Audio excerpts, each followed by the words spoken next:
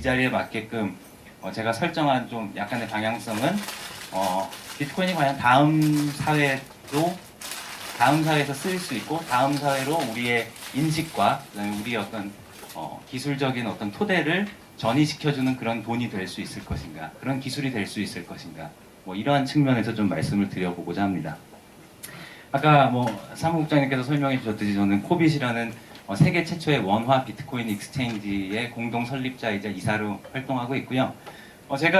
저희가 사실은 비트코인 회사입니다만 거래소로만 알려졌는데 사실 거래소만 하려고 회사를 만든 건 아닙니다. 비트코인에 있어서는 거래소 말고 더 재밌고 더 신나는 비즈니스들도 굉장히 많고요. 근데 원화 비트코인 익스체인지가 없이는 한국 경제와 비트코인 경제가 만날 수가 없겠다라는 생각이 들어서 먼저 거래소부터 시작을 했습니다. 그래서 작년 4월 말부터 베타 서비스를 시작을 했고요. 아직도 베타 딱지를 붙이고 있지만 사실 굉장히 많은 좀 저희가 노력을 해서 조금씩 발전시켜 와서 이제 뭐 세계에서 가장 빠른 비트코인 거래소 그러니까 그 피아트 머니와 이 비트코인 간의 익스체인지 그 속도가 가장 빠른 뭐 그런 시스템으로 지금 운영 중에 있습니다. 뭐 여전히 부족한 점은 많고요. 예, 그리고 이제 뭐 책을 냈고요.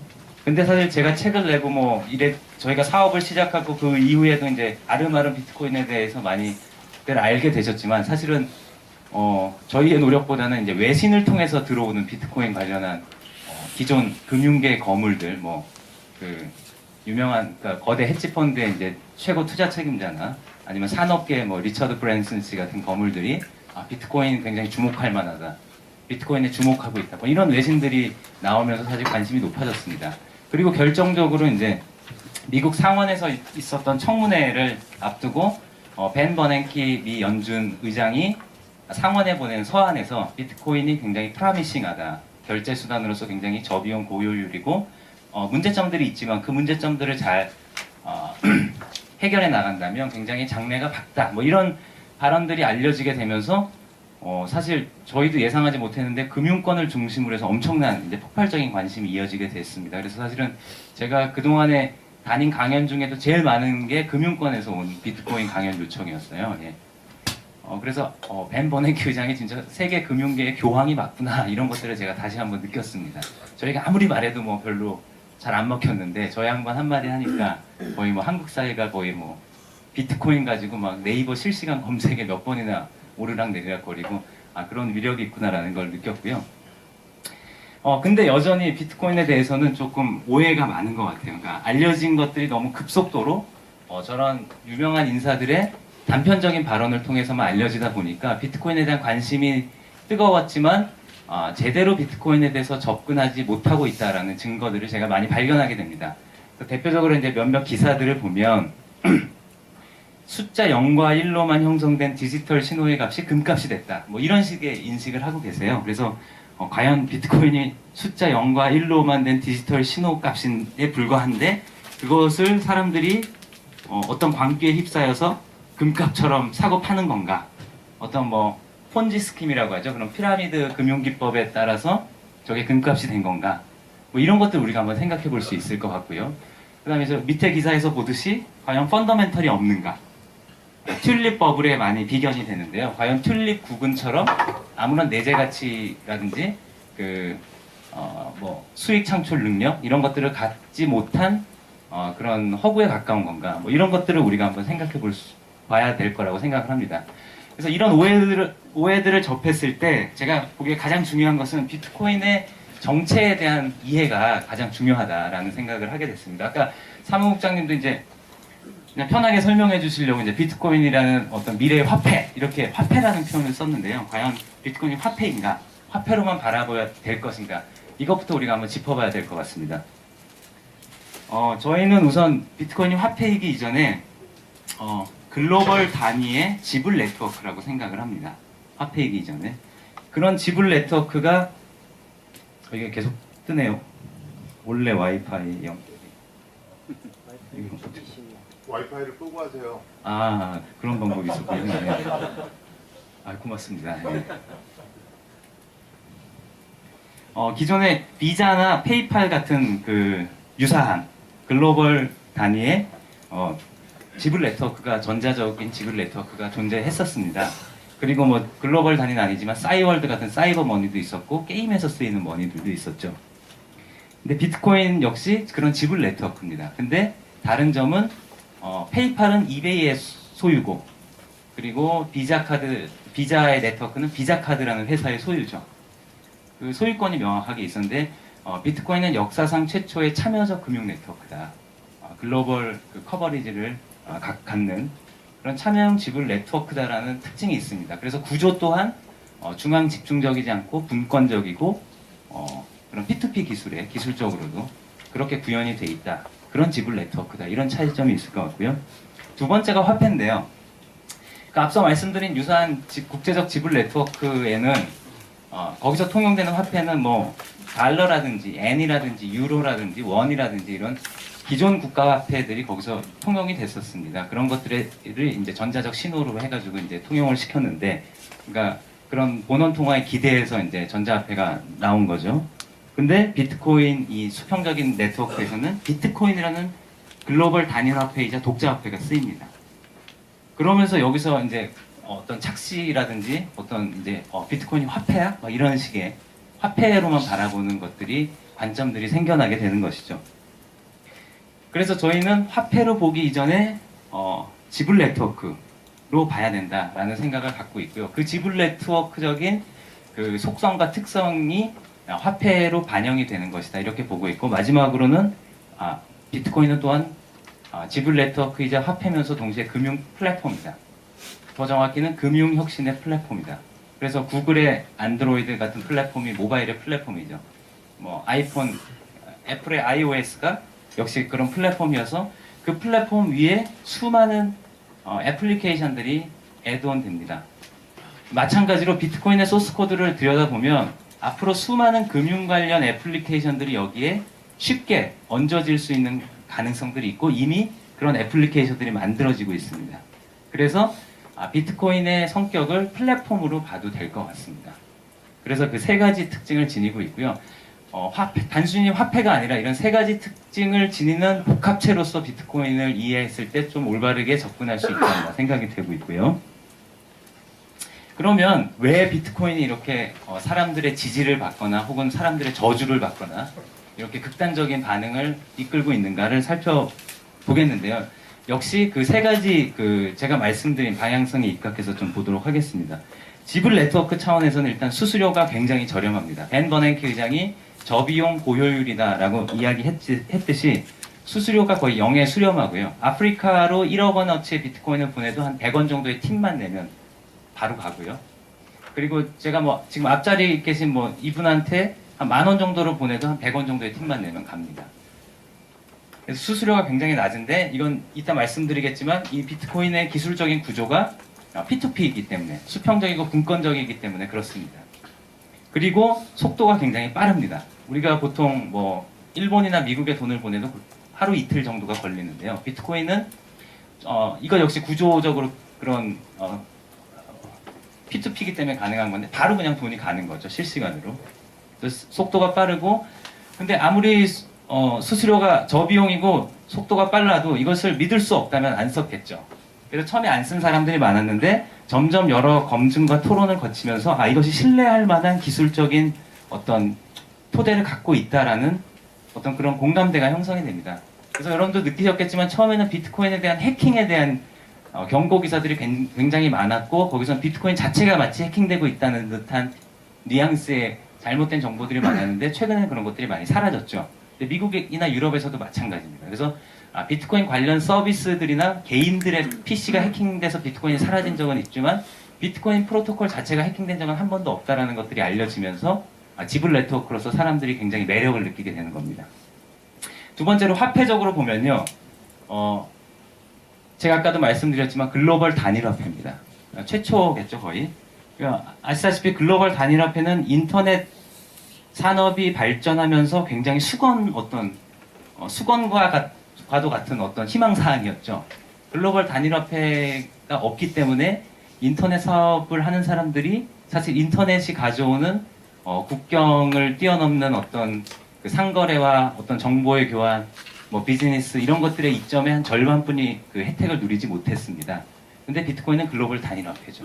그리고 우리가 기존 화폐들이 지금 많은 그 금융 시스템의 문제점을 낳고 있는데 그것의 핵심이 되는 것들이 바로 그 화폐를 마구 발행을 하면서 거기에 따른 인플레이션, 거기에 따른 어떤 부의 불균등한 분배 뭐 이런 것들이 문제가 됐는데 비트코인은 희소성을 지니는 화폐입니다.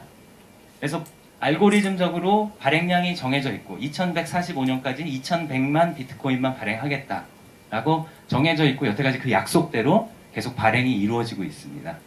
그래서 우리가 충분히 예견할 수 있고 예측 가능한 발행이 이루어지면서 발행량이 제한되어 있기 때문에 비트코인에서는 그런 기존 화폐의 그런 무분별한 발행과 남발로 인한 문제점들이 있지 않을 거다라는 믿음이 생겨나게 된 것이죠. 세 번째로 금융 플랫폼적으로 보면 일단 이게 어느 회사의 소유가 아니기 때문에 장벽 하나가 굉장히 없는 거나 마찬가지입니다. 그래서 저희 회사처럼 누구나 비트코인 이 오픈 소스로 공개된 이 비트코인 프로토콜을 잘 이해하고 활용해서 이 비트코인과 이용자 사이의 인터페이스를 잘 만드는 애플리케이션을 잘 만드는 회사는 시장에서 많은 성공을 거두겠죠. 많은 사용자들이 그 회사에 이용을 할 것이고 그 다음에 그 회사에 지불을 할 겁니다. 정당한 대가를. 그런 개방성과 확장성을 지니고 있고요. 코드 자체도 저는 뭐 개발자는 아니지만 그 코드를 유심히 들여다본 개발자들에 따르면 굉장히 유연하고 확장적이다. 뭐 이렇게 얘기가 그런 어떤 보통 그렇게들 많이 이야기들을 하고 있습니다. 그래서 비트코인이 금융 플랫폼으로서 앞으로 발전할 가능성이 굉장히 높다. 이 부분에 대해서는 제가 뒤에 조금 더 설명을 드리도록 하겠습니다. 그러다 보니까 이제 이 프레드 윌슨 씨죠. 예, 미국의 이제 그 소셜 네트워크 서비스에 초기 투자해갖고 돈을 굉장히 많이 벌고 명성도 많이 얻으신 유니언 스퀘어 벤처의 파트너인데 이 양반이 한 소셜 네트워크 서비스들의 투자에서 성공을 엄청나게 거둔 다음에 2년 동안 투자를 쉬다가 왜 쉬냐 물어보면 나는 넥스트 빅띵을 찾고 있다. 근데 2년 동안 쉬다가 다시 투자를 재개한 게 비트코인 관련 코인베이스라는 회사에 투자를 시작하면서였습니다. 그러면서 이제 내가 왜 비트코인에 투자했는가를 밝히고 있는데 이 양반이 밝히고 있는 것들은 비트코인이 단순한 화폐나 금융 서비스가 아니라 프로토콜이다. 인터넷과 같은 프로토콜이고 이메일을 가능케 했던 SMTP 같은 프로토콜이다. 비트코인이 앞으로 금융의 프로토콜이 될 가능성이 크다. 그래서 실제로 프레드 윌슨 씨는 비트코인 자체, 화폐로서의 비트코인은 전혀 투자를 안 하고 있습니다. 그 시세 차익에 따른 어떤 금전적인 리턴은 전혀 투자 안 하고 있고요. 오직 비트코인 관련 회사들에만 투자를 하고 있습니다. 그거는 이분이 비트코인의 기술로 이해하기 때문이죠. Y 컴비네이터의 폴 그레이엄 같은 경우는 이렇게 이야기하는데 비트코인, 그러니까 폴 그레이엄도 마찬가지고 며칠 전에 이제 우리가 외신을 통해서 봤던 이제 그 넷스케이프의 창업자이죠. 마크 앤드리슨 같은 경우도 비트코인이 마이크로 컴퓨터가 등장하던 때를 연상케 한다. 처음에 해커들이 좋아했고 그들의 장난감 같았는데 점점 일반인들로 퍼져나가는 양상이 항상 그랬던 인터넷이나 마이크로 컴퓨터가 등장하던 때와 유사하다. 뭐 이렇게 보고 있습니다. 그래서 Y 컴비네이터도 비트코인에 대한 투자와 육성을 많이 하고 있습니다.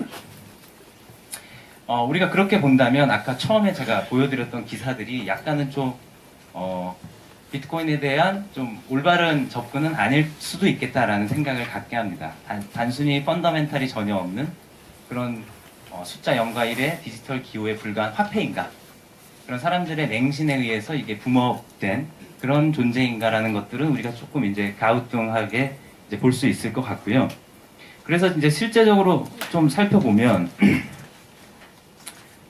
페이팔이 98년도에 만들어져서 2002년도 4년 만에 이베이에 인수됐을 때의 시가총액이 한 1.5 빌리언 정도 됐습니다. 근데 우연인지 몰라도 비트코인이 나와서 딱 4년 됐을 때 발행된 비트코인의 시장 총액이 한 1.5 빌리언 정도 됐습니다. 그게 한 올해 4월달 정도, 5월달, 6월달 뭐 이때 얘기였고요. 지금은 그거보다 한 10배 정도 더 성장을 했죠. 비자 카드의 마켓 캐피탈은 이제 그 130억 불 정도 됩니다. 그래서 비트코인은 지금 한 10 빌리언 정도 되는데요. 한 10배 차이 정도 나고 있죠. 그래서 비트코인은 누구의 소유물도 아니지만 유사한 성격을 지니는 이들 글로벌 지불 네트워크들의 시가총액이 이 정도가 된다면 비트코인 자체는 주식을 발행하지 않고 누구의 소유도 아니지만 그 비트코인을 쓸 수 있는 화폐로서의 비트코인의 시장 총액이 저 사이에 있는 게 과연 그렇게 이해할 수 없는 일인가? 뭐 우리가 이런 생각을 한번 해볼 수 있을 것 같습니다. 그리고 비트코인이 앞으로 파괴할 수 있는 시장들을 생각해보면 얘기가 좀 더 달라집니다. 그러니까 예컨대 이주자 송금 시장 세계은행에서 밝히고 있기로 이주자들이 이제 해외에 나가서 벌어들여서 자기 고국으로 보내는 돈이 연간 570조 원 정도 된다고 합니다. 그리고 점점 라이프 스타일이 해외 이주가 늘어나고 있기 때문에 이것이 연간 한 5%, 6% 정도씩 성장하고 있는데요. 웨스턴 유니언이나 기존 금융기관들이 여기서 많은 수수료들을 받고 있죠. 근데 굉장히 아까 말씀드린 대로 비싸고 오래 걸립니다. 그래서 이 이주자 송금 시장에서 벌써 비트코인이 아프리카나 금융 인프라가 낙후된 데서 벌써 많은 역할들을 하고 있고요. 앞으로 이 시장을 비트코인이 많이 깰 수 있을 것이다. 그러면 이주자들이 송금하는데 지금 하는 것의 한 1% 정도만 비트코인으로 해도 새로 5.7조 원의 비트코인의 쓰임새가 생겨나게 되는 겁니다. 10%가 하면 57조 원의 쓰임새가 새로 생겨나게 되는 거죠. 지금 이미 발행되어 있는 것의 시장 총액보다 훨씬 더 많은 금액이 되겠죠. 금시장 같은 경우가 한 7천조 원 정도 됩니다. 근데 이 가치의 저장 기능이 비트코인이 금보다 뛰어나다라고 인식이 점점 확산되면 될수록 아마 저 시장에서도 비트코인이 전부는 아니겠지만 일부를 가져올 것이다라는 예측을 그렇게 관망하는 사람들이 꽤 있습니다. 그러면 또 우리가 또 계산을 해볼 수가 있을 것이고요. 전자상거래에 최적화된 화폐다라고 지불수단이다라고 이야기를 하고 있는데요. 그러니까 이미 존재하고 있는 전자상거래 시장이 한 연간 1,100조 원 정도 되는데 과연 이 중에 1%? 그러면은 얼마죠? 11조 원인가요? 네.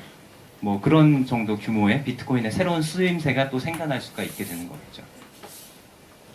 그래서 여태까지 제가 도입부에서 말씀드린 것들은 이제 우리가 비트코인을 어떻게 바라봐야 될 것인가에 대한 것들이었고요. 저는 이제 여러분께 이제 화폐로만 바라봤을 때는 비트코인에 대해 올바르게 우리가 접근할 수 없을 거다 아마 뭐 이런 말씀을 드렸고요. 그러면 비트코인이 과연 어떻게 작동하고 있길래 어떤 작동 원리에 근거하고 있길래 제가 말씀드렸듯이 또 뭐 벤 버네크 의장 같은 양반이 말씀하셨듯이 그런 저비용 고효율의 지불수단이 됐는가들을 너무 깊이 있진 않게 좀 쉽게 좀 설명을 드리도록 하겠습니다. 비트코인 이 공식 지갑은 아니고요. 일렉트럼이라고 비트코인의 그 소스 코드를 가져다가 또 공식 지갑 말고 사설 지갑이죠. 이제 좀 더 가벼운 지갑을 만든 겁니다. 제가 쓰고 있는 건데요. 이 비트코인 일렉트럼의 인터페이스예요. 그래서 이메일을 보내듯이 비트코인 어드레스를 입력을 하고 비트코인 내가 얼마를 보내겠다. 뭐 1비트코인 적고 샌드 버튼 누르면 저 어드레스를 가진 사람의 지갑으로 비트코인이 바로 날아갑니다. 그래서 이메일을 보내듯이 비트코인을 쉽게 보낼 수가 있다. 그래서 금에 전화기에 예전에 전화기나 편지에 날개를 단 게 그러니까 이메일이라면 금에 날개를 단 게 바로 비트코인이다. 뭐 이런 제가 설명을 드렸던 적도 있는 것 같습니다.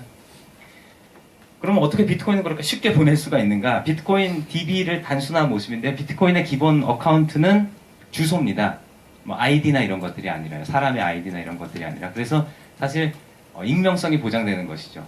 각 주소마다 얼만큼의 잔고가 있다. 이런 것들이 DB에 이제 기록이 되는 건데요. 저 주소의 소유주가 누구인지는 매칭이 되어 있지 않습니다. 그래서 익명성이 보장된다고 할 수 있고 제가 수백 개의 비트코인 주소를 만들 수가 있습니다. 각 개인들이. 근데 금융기관들이 다 저런 DB를 갖고 있죠. 근데 이제 아까 말씀드렸듯이 중앙 집중적이어서 자신들의 서버에 그 중앙 서버에 그 DB를 보관하고 있습니다. 그래서 이용자들과 이렇게 중앙 집중형의 이제 관계망을 갖고 있죠. 그래서 농협 해킹 사태나 이런 데 보듯이 그 중앙에 서버라는 명확한 타겟이 있기 때문에 그것을 해킹하려는 해커들의 시도가 계속 이어지고 때론 성공하기도 합니다. 그리고 알려진 바에 따르면은 굉장히 쉽다고 하죠. 그러니까 우리가 생각하는 것만큼 그렇게 어려운 게 아닌데 어쨌든 계속 그것들을 뚫으려고 하는 사람들이 있기 때문에 천문학적인 또 예산을 드립니다. 근데 비트코인은 주인도 없고 그 다음에 관리도 그렇게 막 누군가 대규모 자금을 들여서 하는 것도 아닌데 어떻게 되고 있느냐. 비트코인은 그냥 발상을 전환한 거죠. 저 DB를 한 군데 놓는 게 아니라 전 세계 모든 비트코인 이용자에게 다 똑같은 게 다 저장되도록 다 뿌려버린 겁니다. 그래서 어느 한 곳을 해킹해봤자 효력이 없게 만든 거죠.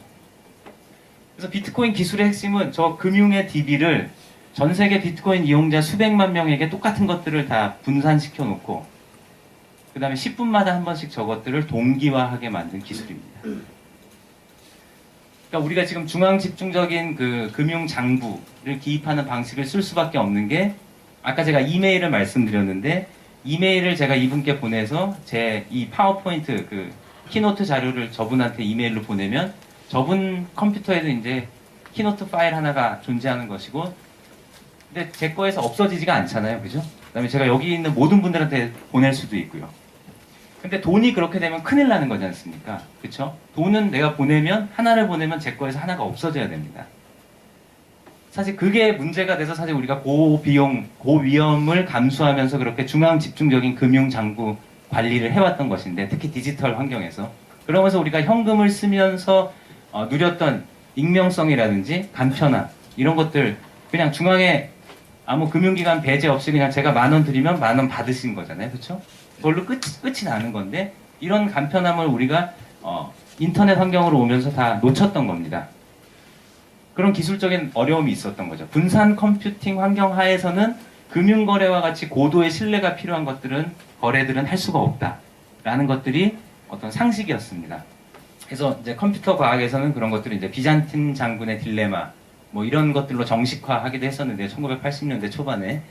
근데 비트코인이 처음에 암호학자들이나 이런 사람들한테 굉장히 해커들한테 열광을 받았던 것들은 그런 분산 컴퓨팅의 한계를 뛰어넘어서 블록체인과 작업 증명이라는 메커니즘을 통해서 서로 신뢰할 수 없는 전 세계에 산재해 있는 개인들, 그 노드들이 금융거래와 같은 아주 고관여 거래를 할 수 있게끔 만든 겁니다.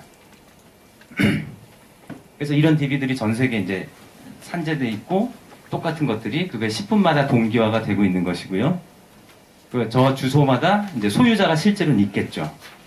그래서 비트코인 거래라고 하는 것은 결국 누군가 갖고 있는지는 모르는 어떤 A라는 주소에서 B라는 주소로 이만큼의 비트코인을 보냈어라는 데이터 파일에 불과합니다. 굉장히 간단하고 가벼운 파일이죠. 그 파일들이 서로 보내지고 그 거대한 지구상의 거대한 클라우드 위에 있는 장부가 함께 그 참여해서 관리되고 있고 그런 것들에 이제 불과하게 되는 겁니다. 그래서 이따 말씀드리겠지만 사실 이렇게 간단한 파일들의 이동에 불과하기 때문에 비트코인으로 다양한 일들을 할 수가 있고 제가 아까 말씀드린 금융 플랫폼으로서 다양한 애플리케이션들이 여기에 애드온 될 수 있는 가능성들이 열리게 됩니다. 그래서 사실 비트코인 거래라는 것은 아까 제가 말씀드린 대로 이렇게 데이터 파일의 이동인데 저기서 이제 공개키 암호화 방식을 써가지고 저 주소는 퍼블릭 키에 해당하는 거고요. 저 거래가 이루어지기 위해서는 자신만이 알고 있는 프라이빗 키로 사인을 하게 되는 디지털 사인을 서명을 하게 되는 그런 과정을 통해서 거래가 이루어지는 겁니다. 그래서 제가 조금 더 쉽게 이제 설명을 드리면 우리가 거대한 금고가 있는데 그 금고는 다 퍼블릭 키만 있으면 누구나 금고 안에 들어가서 남들이 어떻게 거래가 일어나는지를 다 볼 수가 있습니다. 근데 가만 보면은 거기에 금화들이 막 쌓여 있는데요. 그 금화들은 예전에 쓰던 엽전처럼 가운데가 뚫어져 있고 이렇게 돈 뭉치마다 이렇게 자물쇠가 채워져 있어요. 그래서 이 자물쇠에서 자물쇠를 풀고 돈을 일정 정도 꺼내서 다른 자물쇠로 탁 보내기 위해서는 이 엽전 사이에 있는 자물쇠를 그러니까 열 수 있는 열쇠가 필요한데 이게 바로 프라이빗 키가 되는 거죠. 근데 퍼블릭 키만 갖고 있으면 이것들을 다 볼 수가 있습니다. 그래서 이따가 설명드리겠지만 비트코인의 이 데이터의 주소와 주소 간의 돈들이 이동하는 흐름들은 누구나 다 볼 수가 있습니다. 그래서 비트코인의 익명성에 대해서도 여전히 좀 오해가 존재하는데 그건 좀 차후에 설명드리도록 하겠고요. 그러면은 비트코인은 그 10분간의 대략적인 그 데이터 동기화를 어떻게 하느냐. 보면 10분간의 거래가 이렇게 모아집니다. 10분마다 거래를 모아서 그것들을 블럭이라는 것들로 만듭니다. 그래서 그 사실은 저 블럭을 생성할 권리를 얻게 되는 사람들이 최초로 저 블럭에서 생성되는 25비트코인을 받게 됩니다. 그리고 저 일에 나서는 사람들, 그러니까 참여적 공증자라고 불리는 저 사람들을 우리가 마이너라고 부릅니다. 예전에 금강에서 금을 캐던 사람들처럼 디지털 금을 캐는 사람들, 그래서 마이너라고 부르고 있고요. 저 블럭을 생성하기 위한 작업이 바로 채굴 작업입니다. 그래서 처음 4년간은 저 사람들이 10분마다 누군가 성공을 했을 때 50비트코인을 인센티브로 줬고요. 지금은 두 번째 4년에 해당하기 때문에 25비트코인, 이렇게 4년마다 한 번씩 저 인센티브가 반감이 되게 설계가 되어 있습니다. 그러면서 이제 발행량이 점점 줄어서 0이 되게 되는 거죠. 2145년에. 근데 우리가 어려운 수학 문제를 푼다라고, 저 마이닝 작업이라는 게 어려운 수학 문제를 푸는 사람이 포상으로 받게 된다고 하는데, 저 마이닝 작업이라는 것이 머리가 좋아서 어떤 수학 문제를 뭐 수학 올림피아드 하듯이 푸는 것들이 아니라, 사실은 저 거래 기록을 암호화하는 그 암호값, 우리가 디지털 전자지문이라고 부르는 해시 값을 찾아내는 작업입니다. 근데 그 해시 값을 찾아내는 작업이 공식화된 뭐 그런 수학풀이가 아니라 사실 무차별 대입으로 찾아내는 거고, 그 무차별 대입을 하려면 컴퓨팅 연산 능력을 동원을 해야 되는 거고, 그런 아주 무식한 작업이 되는 거죠. 그래서 저기에 참여하려는 사람은 컴퓨터 연산 능력을 동원을 해야 되고, 왜 그렇게 만들었냐면은 그 사람들이 이 네트워크에 충성도가 있는지, 저걸 해치려는 사람들인지를 증명하게 만드는 것이고, 또 어떤 한 그룹이나 집단이 저 과정을 독점하지 못하게, 어떤 굉장히 머리 좋은 집단이라든지, 어떤 굉장히 장비가 남들보다 훨씬 더 앞선 뭐 장비를 갖고 있는 어떤 자신들만이 가진 그런 사람들이 저걸 독점하지 못하게끔 그렇게 좀 무식하게 만들어주는 거죠.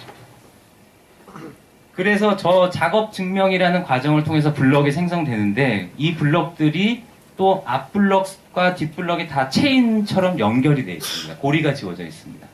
그래서 최초에 2009년 1월 3일 날 나온 최초의 제네시스 블럭이라고 하는 그 블럭서부터 지금 이 시간에도 생성되고 있는 블럭까지는 전부 다 체인처럼 연결이 되어 있습니다. 그래서 우리가 블록체인이라고 부릅니다. 이것의 의미는 뭐냐면, 이 시점, 특정 시점의 거래 기록을 조작하기 위해서는 저 블럭만 깨는 게 아니라 그 이후에 생긴 모든 블럭을 다 깨고 거슬러 올라가야지만 저 블럭 안에 거래 기록을 조작할 수가 있다는 얘기입니다. 그런데 아시다시피 전 세계에서 지금 수많은 마이너들이 이 마지막 블럭에 이어서 새로운 블럭을 생성하려고 경쟁을 하고 있습니다. 아까 말씀드렸던 그런 작업 증명이라는 그런 것들을 경쟁을 하고 있는 거죠. 그러니까 여기서부터 깨고 들어가려면 그 사람들보다 더 높은 컴퓨팅 파워를 가져야 됩니다. 근데 지금 저 경쟁을 하고 있는 사람들의 컴퓨팅 파워가 전 세계 슈퍼컴퓨터 상위 500위까지를 합친 것에 제가 책을 쓸 때만 해도 8배. 근데 작년 12월 말에는 2000배. 요번엔 제가 데이터를 확인을 못했습니다. 그렇게 굉장히 늘어나고 있는 거죠. 그러니까 어느 한 개인이, 어느 한 집단이 어떤 국가적 차원의 예산을 들이지 않는 한 저기서 51%의 컴퓨팅 파워를 장악해서 이렇게 다 거슬러 올라가서 저기서 그걸 깨기는 굉장히 어려운 일이 돼버린 겁니다. 그래서 비트코인 자체가 해킹된 적은, 그 거래 기록이 조작되거나 그런 적은 여태까지 한 번도 없었던 것이고요. 초기에는 그럴 수 있었던 가능성이 있었는데 그때는 이제 관심이 없었던 거죠. 그만큼 가치도 안 됐었고요. 그래서 차라리 컴퓨팅 자원을 내가 많이 갖고 있다 그러면 저거 거래 기록을 가서 조작해서 얻는 이익보다 그냥 이 마이닝 작업에 참여해서 얻는 이익이 훨씬 크게 인센티브 구조를 만들어 놓은 겁니다. 그래서 요즘은 중국 분들이 열심히 하고 계시죠. 전기세도 싸고 뭐 어차피 하드웨어 많이 만드시니까. 그러면 이 엄청난 시스템을 누가 만들었는지 역사를 이제 한번 살펴보도록 하겠습니다. 그 우리 글로벌 금융위기가 이제 터졌던 게 한 2008년 9월 정도였죠. 그때 리만 브라더스가 이제 파산한다 그랬던 게 9월 중순경에 이제 아마 결정이 내려졌을 텐데, 그로부터 한 달 후쯤에 그 메인이라는 암호화 커뮤니티에 그 P2P 일렉트로닉 캐시 시스템 비트코인이라는 논문 한 편이, 짧은 논문입니다.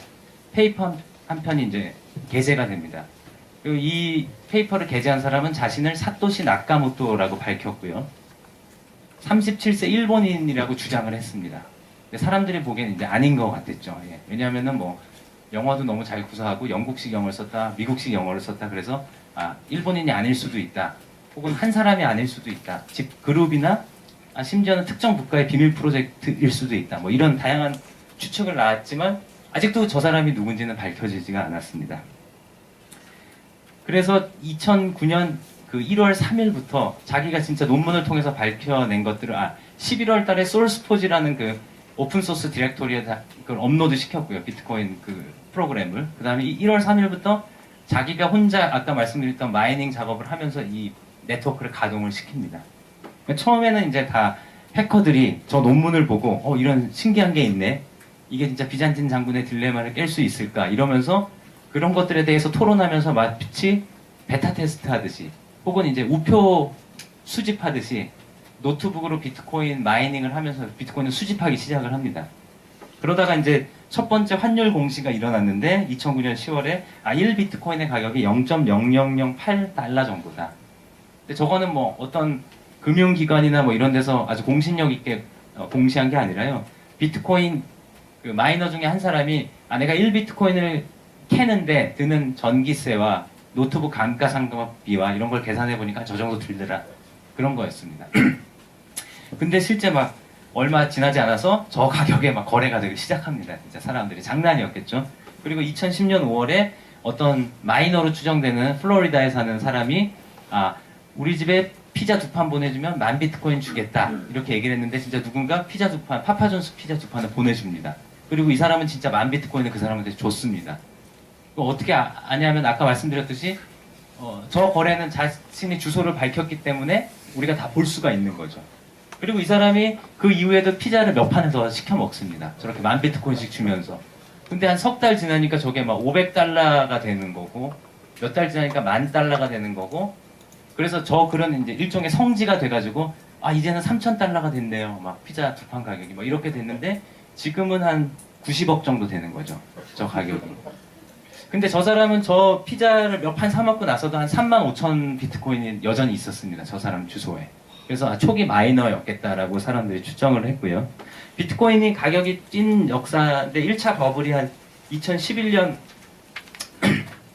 4월부터 이제 한 번 있었는데 이때 왜 올랐냐 보면은 일단 포브스라든지 이런 언론들이 주목하기 시작합니다. 그래서 처음에 포브스 같은 언론이 아니라 이제 뭐 슬래시 다시라든지 그 미국의 IT 매체들이 주목하기 시작했고 그러면서 이제 기크들한테 알려지기 시작을 했고요. 근데 결정적이었던 거는 사실 엉뚱한데 항상 이렇게 역사는 엉뚱하게 이루어지는데요. 비트코인에 대한 보도가 아니라 실크로드라는 온라인 블랙마켓에 대한 보도가 고커라는 이제 블로그 미디어에서 이제 르포를 게재를 합니다. 그게 뭐냐면 토르라는 P2P 웹 브라우저로만 들어갈 수 있는 블랙마켓, 그러니까 암흑 세상의 이베이 같은 게 있는데 저도 한번 들어가 봤는데 되게 들어가기 어렵더라고요.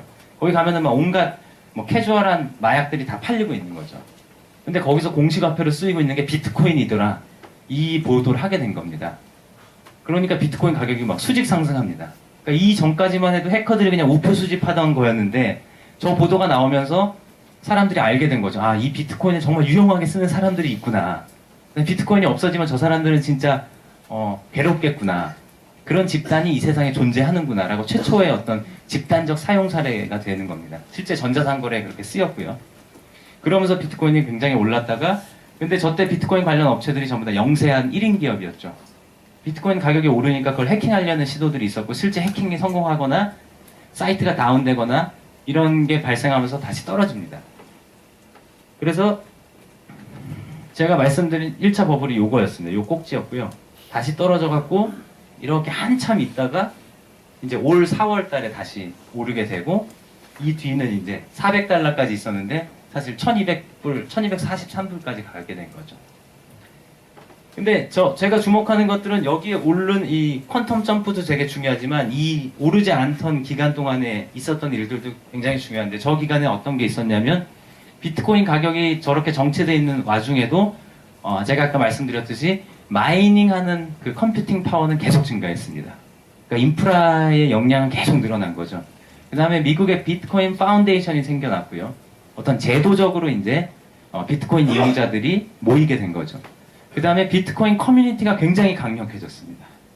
그래서 그 인터넷의 오픈소스 문화, 그 다음에 크라우드 소싱 문화, 그런 커뮤니티 문화가 저때 다 형성이 되기 시작합니다. 비트코인 커뮤니티에서. 그러면서 사람들이 지적으로 협력하고 정보를 나누면서 굉장히 끈끈한, 그래서 스웨덴에서 나온 논문을 보면 비트코인은 주인도 없고 다 사람들이 자발적으로 참여한 커뮤니티였는데 모든 글을 전수조사하고 이렇게 봤더니 마치 조직화된 기업처럼 행동했다. 비트코인 커뮤니티 전체가. 그러면서 비트코인이 위기에 처할 때마다 그걸 이겨내면서 여기까지 왔다. 뭐 이런 논문이 나오기도 했었는데요. 어쨌든 그런 시기를 거치면서 올랐을 때는 그런 내적인 역량이 축적돼 있는 데다가 결정적으로 두 가지 사건이 있었는데, 하나는 미국 금융정보분석원에서 미국 금융당국으로서는 최초로 비트코인에 대한 가이드라인을 발표합니다. 근데 하나가 뭐였냐면 개인이 비트코인 쓰는 건 자유다라는 것이었어요. 근데 비트코인 거래소나 사업자들은 머니 트랜스미터, 송금업의 규제를 받는다. 이 두 가지였습니다. 하나는 좋고 하나는 안 좋은 거였는데도 일단 금융당국의 가이드라인이 나왔다는 것 자체로 이제 들끓기 시작합니다. 또 하나의 결정적이었던 게 유럽발 이제 소식이었는데요. 3월 달이었죠. 그 지중해 섬나라 키프러스에서 토요일 날 아침에 대통령이 대국민 담화를 발표하는데, 지금 이 시간부로 여러분의 은행 계좌에서 5천만 원 미만 계좌에서는 6.99%, 5천만 원 이상 계좌에서는 9.99%의 세금을 떼겠습니다. 여러분들이 혹시 그 세금 내기 싫어서 돈을 빼갈지 모르므로 이 시간 이후로 계좌를 다 동결하겠습니다. 이런 발표를 하게 되는 거죠. 정말 뭐 자본주의 사회에서는 있을 수 없는 일이 일어나게 된 거고, 그날 바로 그 비슷한 위기에 처했던 스페인에서 구글 트렌드 그걸 분석을 해보면 비트코인 검색이 이렇게 치솟습니다, 정말. 그리고 앱스토어에서 보면은 비트코인 관련 그 앱들의 다운로드 수가 이렇게 치솟습니다.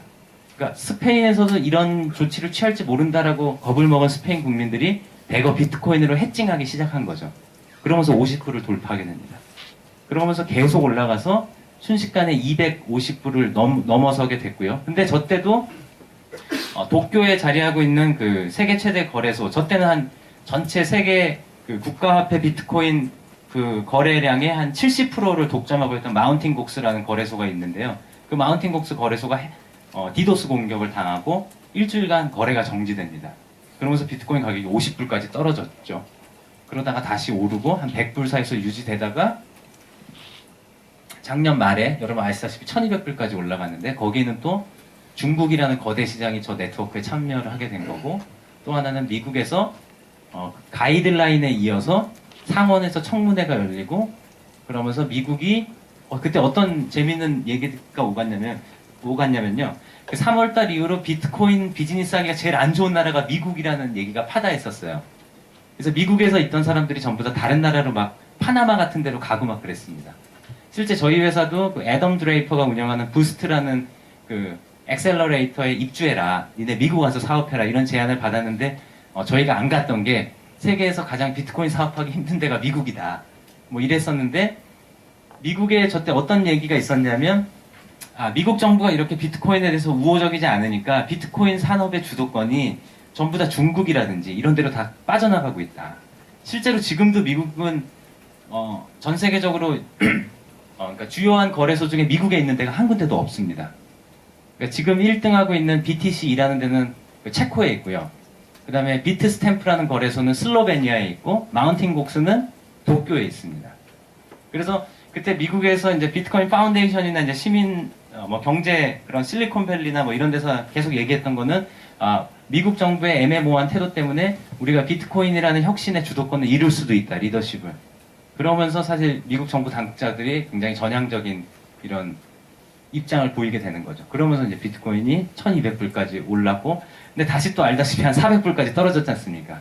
그래서 사람들이 역시 이거는 버블이야 이랬는데, 다시 지금 한 900불 선에서 꽤 오랜 기간 지금 안정된 모습을 보이고 있습니다. 그래서 대중화되는 과정에서 뭐 바이두라든지, 그 다음에 워드프레스, 뭐 오케이큐피드, 그 다음에 레딧 같은 미디어 사이트에서 이제 쓰기 시작하면서 이제 굉장히 많이 확산됐고, 그래서 지금은 한 온라인 상점 한 지금 5만 개, 작년 12월 기준으로 한 5만 개였는데 지금 또 많이 늘어났을 겁니다. 그리고 미국의 기프트 같은 이제 모바일 상품권 회사에서 이제 5만 개 가맹점이 있는데, 저기서 비트코인으로 저 상품권을 살 수가 있게 된 거죠. 그러면 저게 말이 뭐냐면 아마존 기프트 카드를 비트코인으로 살 수가 있게 됐고, 아마존에서 파는 것들을 다 할 수가 있는 것이고요. 그 다음에 이제 영국에서 엊그제 나온 소식이죠. 이제 영국의 이베이에서 특정 상품들에 대해서 일단 비트코인 테스트를 해보겠다, 뭐 이런 것들이 지금 나오고 있고, 미국의 오버스톡인가요? 예, 그 이베이보다는 작지만 그런 또 유명한 온라인 쇼핑몰에서 비트코인을 지금 적용을 하고 있습니다. 그리고 저희 회사에 투자한 베리 실베르트라는 사람이 만든 세컨 마켓이라고 미국의 비상장 주식을 거래하는 거래소, 사설 거래소인데 저기서 이제 비트코인 인베스트먼트 트러스트라는 비트코인 투자 상품을 만들었고요. 거기에 이제 피델리티 같은 회사들의 퇴직자 연금이 저기에 이제 투자를 하면서 또 화제를 불러일으키기도 했습니다. 그리고 페이스북의 저커버그랑 이제 소송해서 막 그 돈 배상금 받아낸 이제 그 윙클보스 쌍둥이 형제가 비트코인 관련 ETF 상품을 지금 뉴욕 증시에 파일링 작업 중에 있고요. 그리고 뭐 여러분 보도에 보셨듯이 ATM 같은 것들이 막 캐나다 시작으로 해갖고 핀란드 그다음에 뭐 여러 나라 싱가포르 이런 나라들에 지금 생겨나고 있고요. 그래서 현재는 1200만 비트코인 정도가 발행이 돼 있고요. 앞으로 130년간 900만 비트코인이 더 발행이 되고 발행이 끝나게 돼 있습니다. 그리고 질문들을 많이 하시는데 뭐 제 노트북에 있다가 백업을 안 해놨다가 이 노트북을 버려가지고 뭐 영국에서 그런 일이 있었죠. 실제 그 난지도 우리 예전 난지도 같은 쓰레기장에서 막 어떤 영국 남자가 비명 지르면서 막 자기 노트북 찾아 헤매고 있는 그런 비트코인 다 없어지는 겁니다. 그냥. 그렇기 때문에 실제 2100만보다 훨씬 적은 비트코인이 앞으로 유통될 가능성들이 있고요. 그래서 지금 뭐 한 10조 원 상당, 그 다음에 일일 송금량 뭐 달라지긴 하지만 저러고 환전량도 한 500억 원 했고, 한국도 12월 달에는 한 하루 평균 5억 원 정도의 비트코인 한화 거래가 있었고요. 5억 원에 상당하는. 지금은 한 뭐 3억 원 이 정도로 12월에 열기에는 못 미치고 있습니다만, 한국에도 비트코인 이코노미가 생겨난 겁니다. 11월 25일 날 100만 원 정도 이제 달성을 했는데, 뭐 한 150만 원까지 올라갔다가 지금은 한 90만 원대에 안정적으로 거래가 되고 있고요. 이것도 많이 바뀌었는데요. 그러니까 처음에는 달러화가 압도적이었고 유로화가 2위였는데 중국이 무섭게 치고 와서 사실은 중국 정부의 이번에 그 발언이 있기 전까지는 달러 위안화가 똑같았습니다. 45%씩. 나머지 통화가 10% 이렇게 됐는데 중국 정부가 그렇게 태클을 거니까 위안화가 위축되는 모습을 보였는데 제가 그때도 언론에 말씀드린 게 중국인들이 공식적으로는 그렇게 하고 있는데 비공식적으로는 다 거래를 하고 있다. 그랬는데 역시나 진짜 비공식적으로 다 거래를 하고 있었습니다. 그래서 지금 춘절 앞두고 중국 정부에서 또 입장을 발표할 텐데 중국 정부 지금 금융 권에서 나오고 있는 정보를 보면은 중국 정부가 한번 이렇게 비트코인이 너무 우려가 돼서 이렇게 액션을 취해봤는데 취해봤자 이게 풍선 효과처럼 다 달러로 변환돼서 또 막 거래하거나 아니면 맨투맨으로 거래하는 게 있기 때문에 더 이상은 규제하지 않는 것으로 아마 춘절 전에 입장을 발표할 것 같습니다. 그리고 이제 아까 말씀드렸듯이 비트코인이 화폐이기 전에 기술이기 때문에 비트코인 경제를 둘러싸고 다양한 회사들이 생태계를 이제 형성을 해 나가고 있고요. 근데 물론 이제 이게 화폐 모양새를 하고 있기 때문에 처음에는 이제 금융 관련한 섹터들에서 먼저 거래소라든지 웹지갑 이런 것들이 발전하고 있는데 점점점 다양한 영역으로 그것들이 확산되는 모습들을 보이고 있습니다. 이제 다음으로 제가 아까 말씀드렸듯이 비트코인이 지금 화폐 가격이 막 치솟고 있는 이런 걸로만 알려져 있는데 제가 아까 말씀드렸듯이 비트코인은 사실은 지구상의 거대한 클라우드 상에 존재하는 사실은 여기 참여하는 사람들이 함께 관리하는 데이터베이스, 금융 데이터베이스입니다. 거래 장부인 거죠. 그리고 비트코인을 보낸다는 것은 사실은 제가 말씀드렸듯이 이 주소에서 저 주소로 얼마만큼의 비트코인을 보냈다라는 데이터 파일의 이동에 불과하고 그것이 중앙의 서버나 이런 걸 거치지 않기 때문에 다양한 방식으로 응용이 될 수가 있습니다. 그래서 이것들이 함의하는 바는 앞으로 금융의 양상이 달라질 수 있다는 것이고요. 제가 아까 말씀드렸는데 비트코인이 지금 깰 수 있는 시장이 이주자 송금 시장 연 570조 원, 보유 시장 7천조 원, 전자상거래 시장 1100조 원인데요. 이거 말고도 새롭게 비트코인이 만들어낼 수 있는 시장들이 무궁무진할 수 있다라는 겁니다. 물론 이 실험이 잘 된다면 이라는 가정하에서요. 그래서 조금 소개를 해드리면 돈 자체에서 에스크로 서비스가 가능해집니다. 그래서 지금은 에스크로 서비스를 할 때 어떻게 하죠? 우리 둘이 거래를 한다. 윤태환 씨랑 저랑 거래를 한다. 이러면은 여기 김병철 기자님 같은 분이 금융기관이 돼가지고 에스크로 서비스를 제공을 하는 거죠. 근데 이 에스크로 서비스 제공하는 기관이 그럴 리는 없겠지만 망하게 되면 어떻게 되죠? 이 에스크로는 존재할 수가 없게 됩니다. 에스크로의 신용 실패가의 리스크가 존재하는 거죠. 근데 비트코인은 어떻게 하냐면 이 돈을 중간에다가 띄울 수가 있어요. 지불할 수가 있어요. 제가 이분에게 물건을 사는데 이분한테 돈을 주지 않고 이 중간에 놓을 수가 있습니다. 그리고 이 에스크로 역할을 할 한 사람, 이 사람의 신용은 전혀 필요하지 않고요. 그냥 역할을 할 사람 한 사람을 정해서 3자 거래가 되는데 3명 중에 2명이 사인을 해야지 이분한테 돈이 갑니다. 3명 중에 2명이 사인을 안 하면 돈이 다시 저에게 오고요. 어떠한 경우에도 이분은 혼자 이 돈을 갖고 튈 수가 없습니다. 그래서 금융기관의 신용 실패를 리스크로 지지 않는 에스크로 거래. 그러면서도 이 두 사람이 모르는 사이에서 저분이 저한테 물건을 제대로 안 보냈을 때, 제가 저분한테 금괴를 샀는데 저분이 저한테 택배 보낸 거 보니까 안에 벽돌이 들었을 때, 제가 대처할 수 있는 것들을 돈 자체가 제공합니다. 그럼 전 사인 안 하겠죠. 그러면 저분한테도 제가 이렇다 사정이 이러면 저분도 사인을 안 하겠죠. 돈이 다시 저한테 옵니다. 저한테 사기친 이 윤태환 씨만 사인을 하겠죠. 한 사람, 3명 중에 한 사람만 사인하니까 돈이 저한테 오는 거고요. 근데 제가 금괴를 제대로 받아놓고도 사인을 안 하는 거예요.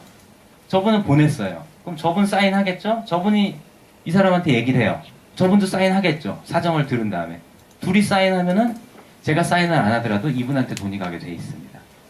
저런 것들을 응용을 하면 지금 우리가 크라우드 펀딩 같은 것들이 국회에서 우리나라에서도 법제화가 되고 있는데, 크라우드 펀딩, 저랑 같이 공동 창업한 유영석 대표가 사실은 한국 최초로 크라우드 펀딩 플랫폼을 오픈을 했던 그 이력이 있는데, 그때도 가장 힘들었던 게 뭐냐면 크라우드 펀딩은 매달 며칠까지 얼마의 금액이 모여야지 성립이 되는 거지 않습니까? 그게 안 되면 또 돈을 다 나눠줘야 됩니다. 이런 관리 비용이 너무 많이 드는 거죠. 근데 비트코인은 돈 자체에 크라우드 펀딩 기능을 넣을 수가 있어요. 그래서 몇 월, 며칠, 몇 시까지 이게 성사가 안 되면 다시 저한테 돈이 돌아오고, 성사가 되면 크라우드 펀딩 모금한 사람한테 가는 겁니다. 다. 이런 조건문을 달 수가 있습니다. 저런 걸 응용을 하면 제가 제 아이한테 온라인에서 쓸 수 있는, 점점점 이제 아이들도 온라인에서 그 돈을 쓸 일이 많게 되는데요. 용돈 비트코인 지갑을 줍니다. 근데 이거를 성인물을 보는데 이용하면 안 되잖아요. 그래서 부모와 아이가 같이 사인을 해야지만 지불이 되게 되는 부모 승인 지갑이라든지 이런 다양한 방식으로 응용이 될 수가 있습니다. 그리고 이제 뭐 크라우드 펀딩 외에도 이제 뭐 인터넷 라디오 같은 거 운영을 하는데, 그런 운영비 같은 것들로 비트코인, 그러니까 뭐 낙곰수 같은 라디오 방송이 있는데 하루에 100만 원 이상의 모금이 차면은 우리 라디오 방송 하겠다. 뭐 이런 것들을 걸고 이제 하는 비즈니스 모델들이 나올 수가 있는 거죠. 그래서 제가 내요. 근데 100만 원에 안 차서 라디오 방송이 안 해요. 그럼 다시 저한테 돈이 오는 거죠. 그러니까 누가 관리하거나 이런 리소스를 투입하지 않더라도 쉽게 저런 다양한 것들이 가능하고, 오픈 소스 소프트웨어 개발비를 또 비트코인으로 거둘 수가 있는 거죠. 그 다음에 저희가 바꿀 거라고 예상하는 것 중에 가장 큰 게 소액 컨텐츠 시장입니다. 지금은 소액 컨텐츠를 제대로 빌링 시스템을 만들 수가 없고, 기존의 지불 수단들은 너무 비용이 많이 들기 때문에 소액 컨텐츠 시장이 크질 못했죠. 그래서 컨텐츠를 만든 사람들은 그것들을 뭐 네이버나 구글 같은 컨텐츠에 기대서 애드센스라든지 이런 식으로 노출 모델로밖에 이용을 못했습니다. 광고 모델로요.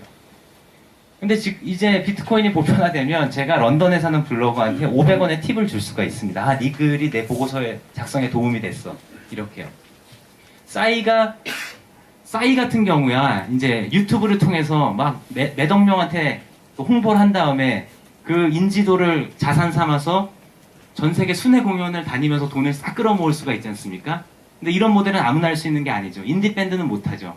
근데 인디밴드는 자기의 뮤직비디오나 이런 것들을 공개하고 팬들한테 비트코인으로 지구상 어디에 있든 500원씩 받을 수가 있는 거죠. 지금은 그렇게 못합니다.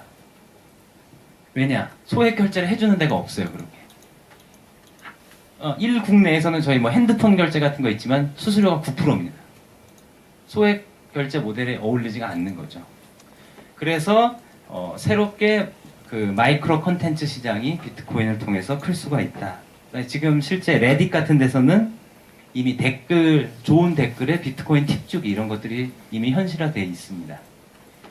그리고 이제 외부 조건 거래라고 그래가지고요.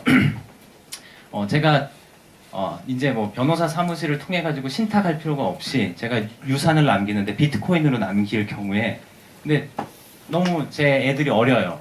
얘들이 돈을 함부로 쓰면 안 되잖아요. 그래서 20살이 됐을 때 이게 공중에 떠 있다가 20살이 됐을 때 얘가 쓸 수 있게 얘 지갑으로 가게 된다든지 이런 식의 이제 조건을 입력해서 그런 금융거래들이 가능해집니다. 그래서 우리가 여태까지는 상상할 수 없었던 그래서 항상 은행을 인발부 시켜야지만 됐기 때문에 우리가 생각지 못했던 그 다음에 금융이 인텔리전트하지 못했기 때문에 생각하지 못했던 다양한 금융거래들이 일어날 수 있습니다. 그래서 사실은 한 3사람만 모여도 파생상품 같은 것들을 만들 수 있는 거죠. 그래서 내일 날씨에 따라서 돈이 누구한테 간다든지 어떻게 이런 금융기관에 끼지 않고도 이런 다양한 거래들이 가능해지게 됩니다. 그리고 비트코인의 액면 가치와는 상관없이 비트코인 거래가 블록체인에서 암호화되고 딱 우리가 아까 봤듯이 웬만해서는 그 거래 기록을 조작할 수 없게 되기 때문에 그냥 비트코인의 거래는 데이터 파일이어서 텍스트문 같은 것들 넣을 수 있기 때문에 제가 우리 황 전무님한테 한 1,000원, 액면가 1,000원 정도의 비트코인을 드리면서 사실 여기에 NC소프트 주식 100주를 드립니다. 라고 저기다 소유권 이전의 기능도 담당할 수가 있습니다. 그랬을 때 공증인이라든지 금융기관이 필요 없이 그냥 황 전무님과 저 사이에 금융거래가 일어날 수 있는 거죠. 그래서 실제로 비트코인으로 상장하고 비트코인으로 주식을 파는 주식 시장들이 굉장히 많이 생겨났습니다. 근데 물론 그 회사들 실력이 안 좋아서 막 생겨났다가 또 막 없어지고 막 아직 그런 초동 단계인데 다양한 금융 관련 회사들이 글로벌 시장을 무대로 해갖고 제약 없이 이제 저런 상품들을 만들어낼 수가 있고요. 그래서 공증이라든지 지적 재산의 증명 또한 블록체인을 통해서 할 수가 있습니다. 그리고 이제 저도 이제 이런 웨어러블 디바이스 이게 핏빗이라는 이제 그 디바이스인데요. 저희 아이폰이랑 연동이 돼가지고 제가 하루에 얼마를 걷는지 수면을 잘 취하는지 이런 것들을 그런 웨어러블 디바이스인데 웨어러블 디바이스가 굉장히 각광을 받고 있잖아요. 근데 웨어러블 구글의 그 글라스도 있죠. 근데 이런 것들이 상용화됐을 때 그냥 우리가 인터넷 오브 띵스 사물 인터넷도 지금 굉장히 화두가 되고 있는데 그런 기계와 기계 간의 금융거래가 앞으로 늘어날 거라고 예상을 할 수가 있습니다. 이런 웨어러블 디바이스들이 많이 보급이 됐을 때 이 기계들이 또 사물들이 전부 다 IP를 가지게 됐을 때 기계와 기계 간의 금융거래가 많이 일어날 거라고 예상을 할 수가 있고 거기서 그 빌링 시스템을 바탕으로 다양한 비즈니스 모델이 생겨날 텐데요. 거기서 기존의 크레딧 카드 방식이나 공인인증서를 거기서 이 웨어러블 디바이스 안에 공인인증서 깔고 인터넷 뱅킹 할 수는 없잖아요. 그랬을 때 비트코인이 새로운 대안이 될 수가 있는 거죠. 지금 나와 있는 것도 제가 지금 저희 집에 인터넷 AP가 있는데 와이파이 AP가 있는데 안 쓰고 있잖아요. 낮에는 지금 여기 와서 이러고 있는 동안에 제 집에 있는 것들을 관광객들이 쓸 수 있게 오픈을 하고 관광객들이 거기서 딱 접속을 했을 때 그 안내 화면이 뜨면서 1분 사용할 때마다 비트코인이 얼마씩 빠져나가게끔 하는 머신 투 머신 거래가 지금 이미 되고 있습니다. 그리고 인터넷 오브 띵스 시대가 오면은 다양한 머신 투 머신 거래가 일어나겠죠. 그래서 지금 미국에서 장난처럼 얘기하고 있는 게 고속도로가 막혔을 때 차가 정체가 되는데 제가 너무 바빠요. 그러면은 제 차가 앞차들한테 1,000원씩 주면 앞차들이 이렇게 비켜나가고 제가 고속도로를 질주하는 뭐 이런 것도 비트코인 세상에서는 가능하다. 뭐 이런 얘기가 나오고 있습니다. 그래서 웨어러블 디바이스, 인터넷 오브 띵스 시대에서 다 기기마다 공인인증서와 액티브엑스를 깔 수는 없지 않습니까? 그랬을 때 이런 비트코인 방식의 거래들이 앞으로 위력을 발휘할 거다. 그래서 비트코인은 망할지 모르지만 비트코인이 이 열어 제낀 그 판도라의 상자 속에 이 기술들은 계속 무슨 코인 이런 식으로 무슨 노트 뭐 이런 식으로 이름이 바뀌면서도 계속 갈 것이다라는 게 이런 가능성들을 최초로 본 게 이제 실리콘밸리 아까 프레드 윌슨 같은 투자자였죠. 근데 모든 게 다 좋기만 할 수는 없지 않습니까? 그쵸? 제가 지난주에 이제 딴지 벙커원에서 이제 그 케인즈주의 경제학자분 뭐 이런 분들하고 이제 토크쇼 같은 비슷한 것들을 했는데 거기서도 나온 게 굉장히 경계하시더라고요. 실제 폴 크루그만 같은 그런 케인지안들이 굉장히 비트코인에 대한 험담을 뭐 뉴욕타임즈를 통해서 막 쏟아내지 않습니까? 심지어 비트코인은 악이다. 비트코인이 evil 막 이런 칼럼들을 막 쓰고 계신데 이제 그분들이 지니는 생각은 그런 것 같아요. 비트코인이 뛰어난 기술인 건 알겠는데 폴크루그먼은 뛰어난 기술이라고 인정도 안 하시는 것 같아요, 그 양반은. 어쨌든 제가 만났던 우리나라 경제학자분은 인정은 하시는데, 이게 보편화됐을 경우에, 화폐, 이 금융에 너무, 혼란상이 우려된다. 중앙은행의 기능이 약화될까 두렵다. 그러면 우리가 사는 세상이 만인에 대한 투쟁 상황이 되지 않겠느냐. 뭐 이런 우려들을 하고 계시는데요. 뭐 사실은 그렇게 될 가능성들도 존재를 하는 게 사실입니다. 또 근데 제가 보기에는 제가 좀 이따 설명을 드리겠지만 그렇다고 해서 기술의 발전을 억압할 수는 없는 노릇이지 않습니까? 그 기술이 발전해서 생겨나는 문제점들을 어떻게 다룰 것이냐 이런 것들을 우리가 이제 생각을 해야 되는 거겠죠. 그래서 이제 드는 생각들인데요. 일단은 아까 제가 말씀드린 대로 비트코인의 데이터베이스는 전 세계에 다 퍼져 있습니다. 똑같은 것들이. 어디 소재해 있는지가 특정할 수가 없어요. 제가 알기로 구글 체크아웃이 지금 한국에 못 들어오는 게 저 금융 데이터베이스를 한국 서버에 둘 수 없기 때문에 한국에서 허가를 안 해주는 걸로 알고 있는데요. 비트코인 같은 경우는 그게 지금 구글의 그거 체크아웃은 미국에라도 서버가 있다고 특정할 수 있죠. 근데 비트코인의 데이터베이스는 어느 나라에 있다고 특정할 수가 없습니다. 그래서 영토 관할권의 문제가 생깁니다. 이거는 뭐 지금 구글 체크아웃을 막고 안 막고 뭐 이런 정도의 문제가 아니고 무슨 뭐 애플의 지도에 서버가 한국에 있고 없고 이 정도의 문제가 아닌 거죠. 어디도 특정할 수 없는 그런 게 있고요. 개인 차원에서 사인 간의 거래에서 보면 비트코인의 소유권에 대한 문제가 생겨날 수가 있습니다. 비트코인의 소유권이 사실은 프라이빗 키를 누가 갖고 있느냐에 따라 달려 있습니다. 프라이빗 키만 갖고 있고 백업을 받아놓고 혹은 자기가 머릿속으로 기억하고 있으면 그 영국 남자처럼 노트북이 사라져도 사실은 복원해낼 수가 있어요. 그럼 사실 비트코인은 클라우드 화폐라고 보시면 돼요. 그렇기 때문에 이 프라이빗 키의 소유권을 누가 갖고 있느냐. 제가 백업을 해놓으려고 2장을 갖다가 페이퍼 월렛으로 프린트아웃 해갖고 제 주소들의 프라이빗 키를 갖고 있었는데 한 장을 집에 놀러온 친구가 가져갑니다. 이랬을 경우에 이 친구가 주인이냐 제가 주인이냐 이런 문제들이 발생할 수가 있는 거죠. 그래서 이런 것들에 대한 준비는 저는 해야 된다라고 보고 사실 제가 국세청에도 그래서 이건 한국 정부만이 이 세금에 이제 이거 관련된 이슈 뭐 돈 세탁에 대한 것들을 어떻게 할 수가 없다. 그래서 지금 국세청은 제일 먼저 할 일이 미국 IRS, 미국 국세청에 빨리 파견을 해갖고 직원을 같이 공동의 어떤 테이블이나 이런 것들을 해야 된다라고 제가 제안을 드렸는데 뭐 아직 보내셨을 것 같지는 않습니다. 예. 이제 막 파악하는 중이신 것 같고요. 그리고 또 하나가 이제 비트코인이 익명적인데 과연 범죄 우려가 있느냐. 근데 제가 아까 말씀드렸듯이 비트코인이 사실 굉장히 익명성을 제공하고 있죠. 그러니까 주소 단위로 다 데이터베이스가 기록되고 그런데 이 주소의 소유자가 누군지 알 수가 없으니까요. 자기가 굳이 밝히지 않는 한. 예컨대 지금 사토시 나카모토는 처음에 마이닝을 혼자 다 했지 않습니까? 근데 사토시 나카모토의 주소는 사람들이 다 알고 있어요. 왜냐하면 그 당시에 존재했던 주소가 뻔하니까요. 그래서 사토시 나카모토가 지금 비트코인 전체 발행된 것의 8% 정도를 갖고 있는데 사람들이 별로 걱정을 안 하는 게 이 사람이 어떻게 한 푼도 안 썼고 앞으로도 쓰는지 안 쓰는지를 다 볼 수가 있습니다. 그럼 뭔 말인고 하니 비트코인이 사실은 익명적인 것 같으면서도 투명성을 제공한다는 거예요. 그래서 사실 뭐 발행된 미국의 연준에서 발행한 그 달러 노트라든지 아니면 금괴라든지 이런 것들은 완전한 익명적이죠. 근데 우리가 쓰고 있는 지금 전자지불 수단들은 전부 다 익명성이 범죄자에게도 일반인에게도 하나도 없습니다. 프라이버시가.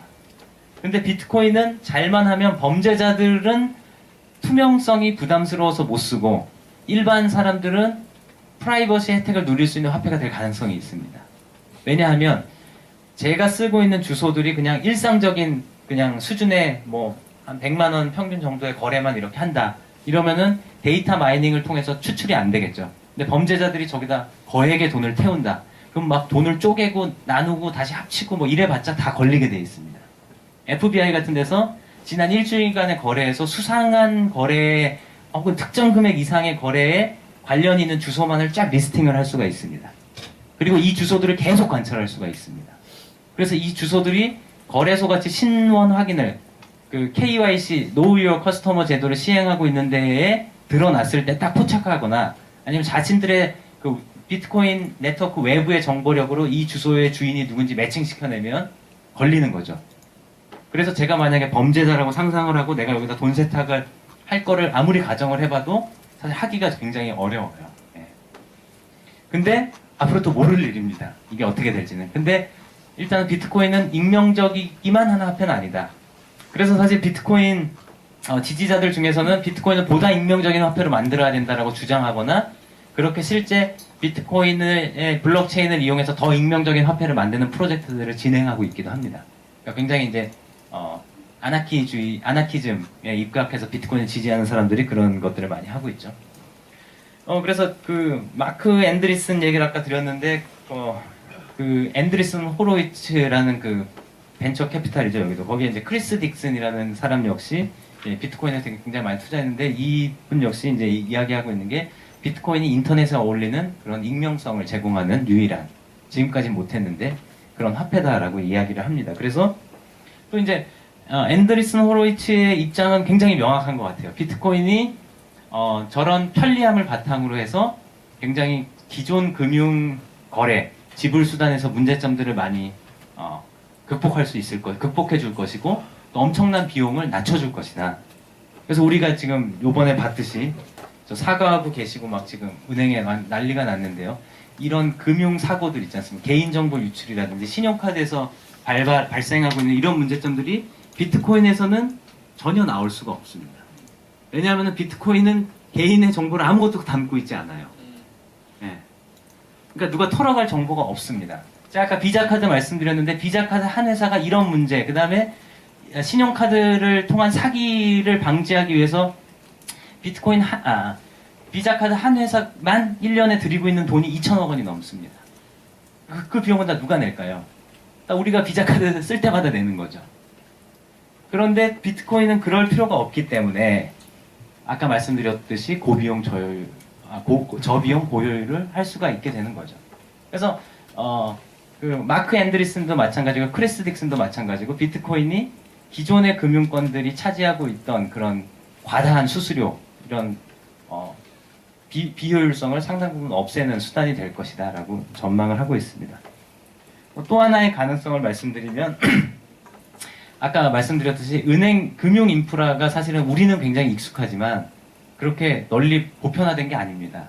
그래서 단적으로 세계은행이 밝힌 자료에 따르면 은행 계좌 가진 사람은 고작 27억 명에 불과하죠. 70억 인구 중에. 근데 휴대폰은 뭐 누적도 있겠지만 68억 명, 보급률이 거의 이제 100%에 가까워졌죠. 그래서 아프리카에서는 이미 휴대폰, 피처폰이라도 휴대폰을 이용해서 비트코인을 쓸 수 있는 그런 서비스들이 등장하고 있고요. 사실 저희 회사에 같이 저랑 유영석 대표랑 창업을 하고 나서 세 번째 멤버로 들어온 친구가 독일인 개발자였어요. 근데 이 친구가 독일이 아시다시피 8월 달에 합법화 발표했잖아요. 그리고 독일이 가장 비트코인 비즈니스 하기 좋은 나라가 되자 독일로 돌아갔습니다. 그래서 이 친구가 몇 달 만에 만든 서비스가 37 코인스라고 해서 이런 저개발 국가들을 위한 비트코인 서비스입니다. 그래서 안 쓰는 안드로이드 폰을 갖다가 잘 사는 나라들의 사람들이 자신의 남는 안드로이드 폰을 게이트웨이로 기부를 할 수가 있고요. 그러면은 스마트폰을 가지지 못한 저개발 국가의 사람들이 피처폰만으로도 비트코인 거래를 할 수가 있는 시스템을 만든 거예요. 그런 다양한 시도들이 비트코인을 통해서 가능해지고 있고 사실은 비트코인이 많은 오해와 그 다음에 많은 우려를 낳고 있지만 그런 친구들이 더 공익적인 인터페이스와 애플리케이션을 많이 만들면 만들수록 저는 비트코인이 더 많은 신뢰를 얻을 거라고 생각을 합니다. 또 그런 거 외에 또 이렇게도 볼 수 있을 것 같아요. 그러니까 돈의 성격을 좀 바꿀 수도 있지 않을까. 아까 이제 제가 사실 비트코인이 이렇게 뜨게 된 것들은 아까 키프러스 사태라든지 2008년 금융위기라든지 이런 기존 금융 시스템에 대한 불신에 기반을 하고 있는데요. 이 불신을 낳을 수밖에 없었던 게 사실은 이게 뭐 연극 자료긴 합니다만 우리가 쓰고 있는 돈의 사실은 97%, 3%만이 중앙은행에서 발행을 한 거고 97%는 사실 그냥 금융기관들이 사실 신용화폐로 발행을 한 거죠. 신용화폐로 발행됐다는 말은 뭐냐 하면 부분 지급 준비 제도를 바탕으로 해서 화폐가 마구 남발이 되면서 그 화폐가 발행되는 과 동시에 누군가의 빚이 늘어나게 됐다는 겁니다. 그게 과도해진 거죠, 너무. 그래서 그것이 시스템이 못 견뎌낼 정도로 커지고 그래서 무너진 게 바로 금융위기라는 거였고 사실 지금의 화폐제도의 가장 큰 문제점은 돈이 생겨날 때마다 누군가는 채무관계 족쇄에 묶인다는 겁니다. 물론 그것이 이제 경제를 성장시키고 어떤 자금을 공급해가지고 더 경제를 성장시키는 측면도 있지만 여러분 보셨다시피 우리나라도 개인 채무가 100조 시대를 돌파했지 않습니까? 이제 개인 수준에까지 그런 산업을 발전시키는 것을 넘어서서 과도하게 신용화폐가 남발되고 있다. 뭐 이런 것들. 그 다음에 미국 연준이 탄생한 지 100년이 됐는데 그 100년 동안 화폐 구매력이 95%가 감소해 온 것들. 그러면서 이제 사실은 개인들이 굉장히 불리해진 거죠. 인플레이션이 유발되면서 경제는 성장하고 이제 거대 금융 이제 자본들의 집정력은 이제 생겨났지만 개인들은 사실 구매력이 끊임없이 하락해 왔기 때문에 그걸 메꾸기 위해서 계속 축적을 해야 되고 그 축적 과정에서 어쩔 수 없이 금융기관들을 또 이용을 해야 되고 이제 그런 메커니즘이 우리 삶의 양상을 사실 많이 바꿔온 거죠. 근데 비트코인이 이걸 다 바꿀 수는 없겠지만 적어도 저 메커니즘 안에 나는 저기 안에 포함되기 싫다.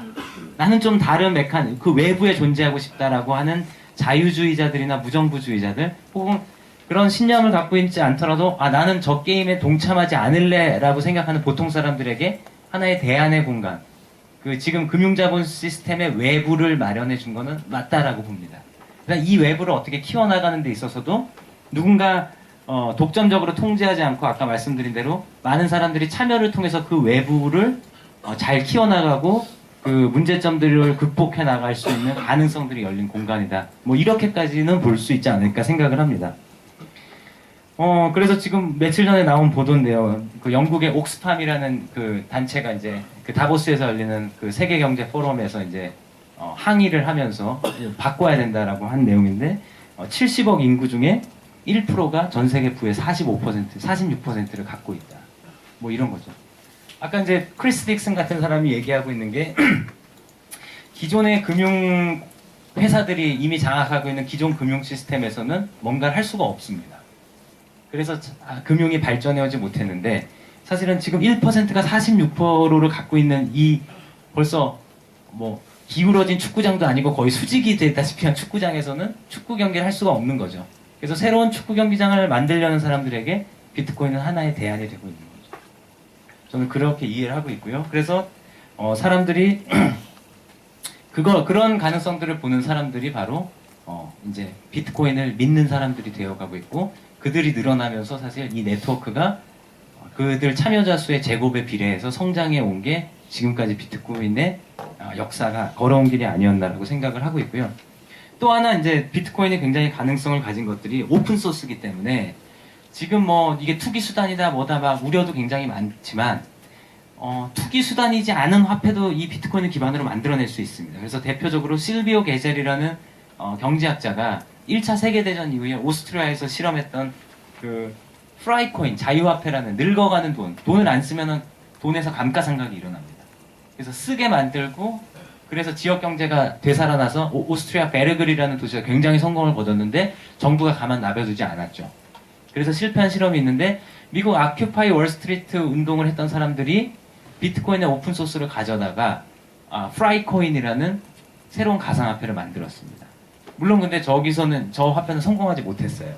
왜 성공하지 못했냐면 저런 실험에 동참할 만큼 진보 진영에서 준비가 안 돼 있었기 때문이죠.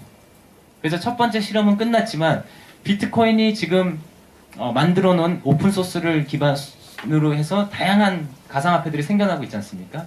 그러면은 보다 평등한 세상, 보다 좀 인간적인 세상을 만드는 사람들만 사용하는 화폐가 나올 수도 있는 거예요. 그 다음에 심지어는 비트코인의 블록체인을 기반으로 한다거나 비트코인을 옛날에 금처럼 금본이 될 때 금을 보관하고 있는 금을 담보로 해갖고 화폐를 발행했던 것처럼 비트코인 본위제를 하는 지역화폐 같은 것들이 나올 수가 있습니다. 그래서 그런 지역화폐들은 지금 지역화폐가 많이 위축이 된 게 관리 같은 것들이 굉장히 어렵고 그 다음에 여러 가지 그런 이유들이 있어서인데 비트코인의 그런 것들을 다 이용해서 저비용으로 그걸 지역화폐를 운영하면서 심지어는 그것이 전 세계와 통할 수도 있게 되는 그런 효과들을 이제 누릴 수가 있게 된 거죠. 예, 제가 준비해온 얘기는 여기까지 마치고요. 예, 이제 궁금하신 점들 좀 들어보도록 하겠습니다. 예, 비잔틴 장군의 딜레마. 예, 예. 그거를 조금만 설명을 좀 해주시면 비트코인에 대한 이해가 좀 높아질 것 같거든요. 그러니까 제목만 말씀하시고 오늘 그거를 좀 설명을 안 해주셔서 네네네. 저는 그게 굉장히 인상적이었거든요. 그러니까 뭐 예화죠, 예화. 그래서 그 비잔틴 어떤 그 성을 함락하려고 비잔틴 제국의 장군들이 이제 모였는데 이 성이 너무 경비태세가 훌륭해서 이 동원된 장군들의 절반 이상의 병력이 한날 한시에 동시에 공격을 해야지만 이 성을 함락시킬 수가 있는데요. 굉장히 산악 지역에 이 요새가 있는 겁니다. 그래서 이 장군들의 부대끼리의 교신이 할 수가 없어요. 교신이 굉장히 그러니까 전일적인 교신이 불가능해요. 그래서 그 연락병들을 통해 가지고 그 날짜를 정해야 되는데 두 가지 문제점 정도가 있죠. 그 동시에 장군이 한 10명 정도 있는데 저한테는 한 3장군의 그 공격 소식이 그 전갈이 온 거예요. 그럼 이거를 저는 3개를 받았잖아요. 근데 다른 장군들이 이 3가지 중에 어떤 거를 공격 시간으로 정했는지는 알려면 또 제가 연락병을 보내야 되는 거예요. 그 다음에 뭐 이런 거라면 복잡하게 해서 또 할 수도 있는데 더 심각한 문제점들은 그 장군 가운데 배신자가 있을 경우에 일부러 잘못된 공격 시간을 알리고 두 그룹에게 그래서 세 그룹으로 쪼개서 잘못된 걸 알리고 그래서 50% 이상이 못 모이게 만드는 거죠, 일부러. 그래서 이 배신자를 어떻게 가려내느냐. 배신자가 없다고 했을 때도 이 어떻게 공격 시간을 갖다가 서로 이런 제한된 연결 그 커뮤니케이션 채널만 가진 상황에서 어떻게 하느냐 이런 것들이 문제가 돼서 결국은 이 비잔틴 장군들이 이 성을 공격을 성공을 못하게 될 거라는 얘기입니다. 이 딜레마를 가진다는 거죠. 그 비트코인도 마찬가지인데, 그러니까 그런 분산 네트워크가 다 마찬가지라는 거죠. 그래서 한날 한시에 50% 이상이 동시에 공격을 하는 정도 수준의 어떤 이런 거래들은 못하게 되는 거죠. 근데 이제 아까 얘기했듯이 작업 증명이라는 거를 통해서 사실은 그런 아까 블록체인을 만드는 과정들 있지 않습니까? 그런 과정들을 통해서 사람들이 하게 되면은 이제 이 장군들이 그 블록체인을 만드는 겁니다, 실제. 그럼 10분에 한 명씩 뭐 누구는 나 언제 공격하자, 그 다음에 누구는 언제 공격하자 이런 식으로 만들다 보면은 한 2시간 정도가 지나서 12개의 체인이 생겼을 때는 누가 여기에 참여자인지 이 작업에 참여하고 있는지 그 다음에 사람들의 의견이 이 체인을 통해서 일관되게 이렇게 어떻게 반영되고 있는지를 알 수가 있게 된다라는 거죠. 그 다음에 이걸 누가 조작하기도 이제 힘들어지는 거고요. 뭐 그런 내용으로 해서 사실은 이 믿지 못하는 사람들이 어떻게 금융거래 같은 고도의 거래 같은 것들을 할 수 있게 되는가 이런 것들에 대한 게 바로 프루프 오브 워크 작업 증명과 이제 블록체인이라는 개념으로 사실 그 딜레마를 이겨낼 수 있다. 뭐 이런 가설인 거고 실제 비트코인이 그런 것들을 몇 년간 보여준 겁니다. 네, 아까 사토시가 이제 8% 정도 가지고 있다라고 말씀을 좀 하셨는데요. 네. 그 지갑 하나에 8%가 8%가 있다라는 거죠. 그건 제가 직접 확인 안 해봤는데 사토시가 가진 주소는 다 공개가 돼 있습니다. 네. 사토시가 가지고 있는 여러 지갑들은 다 공개가 되어 있다. 주소들이. 예. 아니, 그러면 만약에 지금은 결제가 없었지만 사토시가 나중에 결제를 한다면 그것을 확인해서 사토시가 누군지 확인할 수도 있는 건가요? 예, 그렇죠. 그 다음에 사토시가 썼는지 안 썼는지도 다 알 수가 있고요. 그래서 이스라엘 학자들이 연구 얼마 전에 했는데 그게 잘못된 연구였던 게 사토시가 그 실크로드에 돈을 줬다.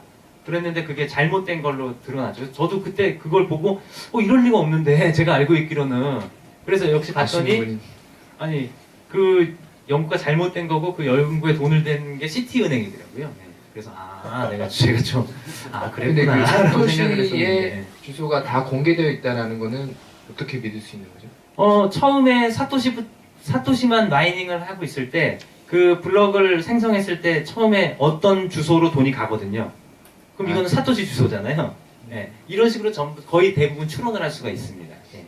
그리고 마지막 하나는 그 다음에 제가 이제 오해 한 가지를 더 말씀드리면은 이제 비트코인에 대한 오해 중에 하나가 또 그 조사를 이렇게 다 공개가 돼 있으니까 조사를 해봤더니 상위 1%의 사람들이 비트코인의 절반을 갖고 있더라. 아까 제가 그 보여드렸던 그 지금 현실 세계 문제처럼. 근데 저거는 포브스라든지 이런 발표된 것만 갖고 옥스팜이 집계한 거라서 맞을 겁니다. 축소됐을 가능성이 더 크고요. 왜냐하면 안 밝혀진 재산도 있으니까요. 근데 비트코인 여기는 좀 잘못된 게 뭐냐면 이거는 개인들의 주소가 아니에요. 그러니까 예컨대 비트스탬프라는 슬로베니아 회사 같은 경우는 한 주소에 1,500억 원 상당의 비트코인 주소를 보관하고 있거든요. 그거를 어떤 특정 개인이 갖고 있다고 다 한 거고 저희도 뭐 몇십억 단위의 그것들을 갖고 있습니다. 그 고객 그 비트코인을 갖다가 그러니까 업무용 비트코인을 갖다가 개인이 갖고 있다라고 그거는 단순 계산을 한 겁니다. 그래서 그런 것들 오해는 조금 뭐 그런 보도를 접하시더라도 좀 감안을 해주셨으면 좋겠습니다. 예. 예, 그리고 많이 이렇게 비트코인 많이 갖고 있는 분들이 혹은 범죄에 이용하려 하는 사람들이 여러 지갑을 활용해서 계속 돌려서 쪼개서 돌려서 돈 세탁을 하는 것이 기술적으로 가능한지 한번. 그러니까 비트코인 믹서라고 해갖고요. 이렇게 막 비트코인을 이렇게 했다가 뭐 이렇게 다시 뿌려줘가지고 그 교란하는 시스템이 있다고도 그 미국의 서비스가 있다고도 들었는데 그게 또 사기로 밝혀졌어요. 그러니까 그렇게 해주겠다고 하고 돈을 갖고 튄 거죠. 그래가지고 사실은 제가 돈 세탁을 하기 위해서 그런 위험한 서비스에 의탁을 할 것 같지는 않고요. 그 또 철저하신 분들이. 그래서 기술적으로 보면 그렇다 하더라도 다 잡아낼 수는 있어요. FBI 정도의 뭐 NSA 정도의 그거라면은 다 잡아낼 수 있을 거라고 보고 있습니다. 그리고 사실은 저도 그런 시뮬레이션을 해봤는데 제가 만약에 돈 세탁을 저는 그런 돈도 없지만 한다고 했을 때도 너무 번거로워요. 왜냐면 굳이 그럴 필요가 없이 그냥 지금 돈 세탁 방지법에 따르면 그냥 제가 사람들 막 다 고용해가지고 990만 원씩 주고 현금 인출기에다 넣는 게 훨씬 더 빠릅니다. 굳이 비트코인 거래소 와가지고 막 패스포트나 뭐 신분증 그다음에 은행 계좌 이런 거 다 해가지고 비트코인을 사서 이러는 게 훨씬 더 비용이 많이 들어요. 그냥 제가 무슨 전직 대통령이다 그러면은 이런 방법을 전혀 안 할 것 같습니다. 네, 제가 스미싱 취재하면서 그 이제 게임머니로 환전된 것들이 중국으로 가서 어떻게 다시 또 돌아서 근데 그걸 확인할 수가 없다 경찰 측에서 이야기를 하더라고요. 그런 걸 보면은 한국 경찰이라서 어려운 거지 FBI 정도면 충분히 비트코인은 할 수 있다 뭐 이렇게 받아들여도 될까요? 그거는 스미싱은 비트코인은 상관이 없잖아요. 아니, 그거를 알아내기 힘든 것들은 아마 중국의 그 하왈라 시스템 같은 거 있잖아요. 그 민간 지하 자금 이체 시스템, 그러니까 환측이라고 부르는 그런 것들을 우리나라 경찰이 못 잡아내는 거죠. 근데 비트코인은 그런 것들은 알아낼 수가 없지만 그 비트코인은 그런 거 그러잖아요. 영화표 반 잘라가지고 이거 맞춰가지고 뭐 돈 뭐 서로 이렇게 확인하고 뭐 이러잖아요. 영화 같은데 보면은. 근데 비트코인은 그냥 다 공개가 되니까 사실은 뭐 기술력만 있으면 그래서 사실 국가 정부 기관 중에 저희를 제일 먼저 찾아오셨던 분들이 어디냐면 사이버 범죄 대응센터였어요. 그분들이 제일 먼저 찾아오셨고 그래서 제가 우리 공무원들도 일을 제대로 하고 계시는구나 그렇게 생각을 했었습니다. 예, 강의 잘 들었습니다. 다른 게 아니고요. 좀 몇 가지 궁금한 게 있어가지고요. 좀 경제적인 거랑 그다음 기술적인 거 좀 각각 하나씩 좀 여쭤볼게요. 다른 게 아니고 지금 제가 일단 비트코인을 들어보면 현재로서는 화폐보다는 일단 사람들이 이제 신용으로 가치를 부여한 유가증권에 더 가까워 보이거든요. 근데 일단 그럼 이 신용이라는 게 원래 기본적으로 우리가 국가를 믿는 건 우리가 모인 단체이기 때문이고 은행을 믿는 거는 그 은행이 그만큼의 자산을 갖고 있기 때문이잖아요. 그러면 이제 비트코인 같은 경우에는 그럼 현재로서는 자산이 이 비트코인을 화폐로 갖고 있는 사람이라든가 아니면 이걸 쓸 수 있다고 있는 사람들의 믿음 자체가 그럼 현재로서는 자산인 건가요? 비트코인 정확히 말씀드리면요. 그런 비트코인은 국가를 믿어야 되거나 그 금융기관의 지급 준비율이나 자기 자본 BIS 결제 비율을 믿어야 될 필요가 없게끔 만들어진 시스템이고요. 그래서 그것들을 믿지 않아도 되게끔 만든 그런 시스템입니다. 그리고 사실은 비트코인은 유가증권이 아니라 이것도 이제 화폐 경제학자들에 따라서는 모든 화폐라는 게 결국 채권이다. 서로 이제 물물교환하던 시절에 불편함들이 있지 않습니까? 두 번의 우연이 발생을 해야지만 물물교환이 일어날 수가 있습니다. 동시에 두 사람이 원하는 것들이 서로 이렇게 매칭이 돼야지만 그 불편함을 해소하려고 만든 게 화폐인데 결국 화폐라는 것들은 보다 간편하고 범용적으로 만든 채권과 같은 거예요. 그래서 비트코인도 채권이라고 보셔도 될 것 같아요. 그런 화폐들처럼. 그러면은 돈과 유가증권이라는 것들도 결국 화폐라는 큰 범주에서 화폐 경제학에서는 다루기도 합니다. 우리가 근대 사회가 생성될 때 그 베니스라든지 그런 피렌체 뭐 이런 데서 처음에 나왔을 때도 유가증권이라든지 그런 것들이 화폐제도와 같이 만들어지면서 사실 오늘의 금융 시스템, 근대 경제 시스템을 만들어 왔었죠.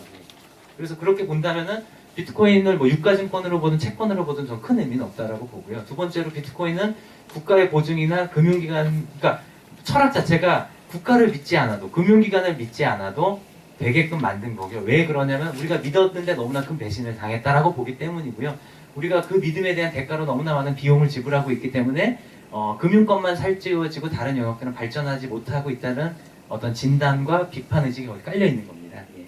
그래서 초기에는 근데 이런 것들이 너무 좀 허황된 이상적인 생각으로 비춰졌는데 어떤 임계점을 돌파하고 난 다음에는 정말로 믿을 수 있게 된 게 아닐까 그렇게 저는 보고 있습니다. 그럼 사람들이 계속 이걸 화폐라고 믿는 사람들이 점점 쌓여서 결국 화폐로서의 지위를 획득했다고 보면 되는 건가요? 그렇죠. 신뢰를 네트워킹한 이 네트워크가 믿을만해지게 된 거죠. 그래서 우리가 트위터 같은 것들은 수다를 네트워킹했지 않습니까? 구글은 정보를 전 세계적으로 네트워킹했지 않습니까? 비트코인은 금융에 대한 신뢰를 전 세계적으로 네트워킹했는데 주인도 없이 중앙도 없이 그걸 국가의 지원도 없이 네트워킹했다라고 보면 되고요. 그래서 이런 분권적인 시스템이야말로 리스크에 더 강한 게 아닐까라는 의견도 설득력을 얻고 있는 거죠. 왜냐하면 키플러스 사태에서 보듯이 그런 시스템의 경우 국가가 망했을 경우 혹은 그 회사가 망했을 경우에 다 책임이 이제 그러니까 리스크가 전부 다 우리한테 전가가 되는데 이 사용자들한테 이 누가 망해도 상관없는 이런 시스템에서는 전가될 책임이 줄어들게 되는 거죠. 처음부터. 그런 것들을 좋아하는 사람들이 이걸 키워왔다고 보시면 될 것 같습니다. 그러면 기술적인 것 좀 여쭤볼게요. 지금 사실 이 시스템이 자체가 기본적으로는 기초적인 클라우드에 기초하고 있잖아요. 그러니까 중앙 서버 없는 기본적으로 그리드 시스템에 가까운데 지금 중앙적인 걸 만들기 위해서 지금 마이닝이라는 걸 미끼에서 던져서 지금 시스템을 구축하고 있잖아요. 예를 이제 이 시스템을 전체 유지하기 위해서 사람들을 끌어들이기 위해 너의 컴퓨팅 프로세스 자원을 우리 이 시스템을 끌어들이면은 그 대가 너에게 나의 비트코인 주겠다는 형태로 지금 유지되고 있는 걸로 보이는데. 네, 그렇죠. 네. 그런데 이 참여형이죠, 예, 참여형. 근데 이 시스템이 지금 같은 경우에는 지금 아직 계속 나오고 있으니까 코인 나오고 있으니까 유지가 되는데 지금 만약 이제 코인이 사람들이 더 이상 뽑을 수가 없겠다 하면서 이제 사람들이 자기 프로세서를 빼기 시작하면은 다른 기존 클라우드 같은 경우는 구글이라든가 MS는 중앙 서버가 어차피 메인 핵심 파워를 쥐고 있는 그런 중앙 서버가 있으니까 딴 데 빠져나가도 큰 문제가 없는데 이 그리드 시스템 같은 경우에는 중앙 파워가 빠져나가기 시작하면은 이 전체적인 보안이라든가 그다음 시스템 그다음 구성 그리고 동기화도 10분이라고 하셨는데 아무래도 그 10분이라는 시간이 안 무슨 되는 게 말씀이신지 알겠고요. 예. 근데 저는 어떤 회사가 모든 서버를 관리하고 있는데 그 회사가 망할 가능성이 큰지 아니면 이 자발적인 네트워크에 사람들이 일시에 약속이나 데 빠져나갈 가능성이 큰지는 어느 게 더 크다고 말할 수는 없을 것 같고요. 첫 번째. 그다음에 두 번째는 비트코인에 대한 인센티브가 줄어드는 경우에는 발행이 끝날 경우가 있는데요. 발행이 끝나는 게 130년 이후입니다. 그래서 제가 죽은 다음이 될 텐데 아마도 제가 그때까지 살아있지는 않을 건데 그럼에도 불구하고 예측할 수 있는 것들은 그 130년 후에도 인센티브 동기는 남아있을 것이 지금도 팁을 주고 있다고 제가 말씀드렸지 않습니까? 자기가 생성한 블럭에 생성을 하게 되면 25비트코인 플러스 그 블럭에 포함된 트랜잭션마다 붙는 팁들을 모아서 가져가게 되어 있습니다. 근데 비트코인의 가치가 점점점 올라간다거나 사람들의 참여가 늘어나면 양적으로 한 블럭의 거래 기록이 늘어날 것이고요. 그 다음에 질적으로는 그 팁들의 가격이 비트코인 환산 가격도 늘어나게 될 겁니다. 예. 실물 경제에서 구매력도. 그렇기 때문에 아마도 130년 후에도 마이너들에게 인센티브 동기는 충분히 부여될 거다라는 예측도 틀린 예측은 아닐 거라고 지금 보고 있습니다. 그래서 사실 좀 경제학자들은 이제 가치로서 그런 문제가 여기 있는데 IT 쪽에 있는 사람들은 이제 그 시스템이 이 자체는 완벽한데 아무래도 중앙 시스템이 좀 빠져나가기 시작하면 급격히 보안이 악화되고 그런 게 네, 그런 리스크들은 있다라고 보죠. 그래서 비트코인 여전히 실험 중이라고 보시면 될 것 같습니다. 감사합니다. 예.